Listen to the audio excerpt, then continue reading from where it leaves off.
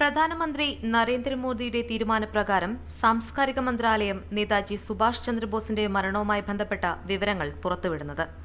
മുതിർന്ന ബി.ജെ.പി. നേതാവ് വിഷ്ണുകാന്ത് ശാസ്ത്രി അന്ന് രാജ്യസഭയിൽ നേതാജിയുടെ മരണവുമായി ബന്ധപ്പെട്ട അന്വേഷണം വേണമെന്ന് ആവശ്യപ്പെട്ടിരുന്നു.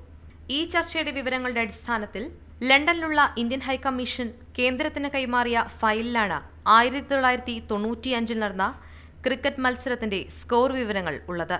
പെട്ടെന്ന് കയറി വരുന്നത് ഇന്ത്യയും ന്യൂസിലൻഡും തമ്മിലുള്ള ഒരു ക്രിക്കറ്റ് മാച്ചിൻ്റെ സ്കോർ ബോർഡാണ്. അപ്പോൾ അതിൻ്റെ ഒരു കണ്ടിന്യൂവേഷനാണ്. സെയിം ഫോണ്ടിൽ തന്നെ ടൈപ്പ് ചെയ്തിട്ടാണ് ഈ സാധനം ഇതിനകത്തിൽ കൊടുത്തിരിക്കുന്നത്. അപ്പോൾ അത്രത്തോളം അലംഭാവമാണ് അവർ നേതാജിയുടെ വിഷയത്തിൽ കാണിച്ചിരിക്കുന്നത് എന്നുള്ളതാണ്. ഒരു കാലത്ത് അതീവ രഹസ്യരേഖകളായി വച്ചിരുന്ന നേതാജിയുടെ മരണവുമായി ബന്ധപ്പെട്ട തെളിവുകൾ അൺക്ലാസിഫൈഡ് ചെയ്ത് പുറത്തുവിടാൻ കേന്ദ്ര സർക്കാർ ഈ വർഷം ആദ്യമാണ് തീരുമാനിച്ചത്.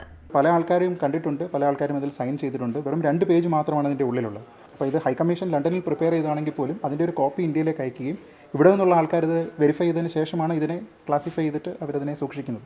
നയപരമായ ഇത്തരം തീരുമാനത്തിലൂടെ ഗൗരവമുള്ള പിഴവുകൾ നേതാജിയോടുള്ള അവഗണന തുടരുന്നു എന്നതിനുള്ള തെളിവ് തന്നെയാണ്. മാതൃഭൂമി ന്യൂസ്, തിരുവനന്തപുരം.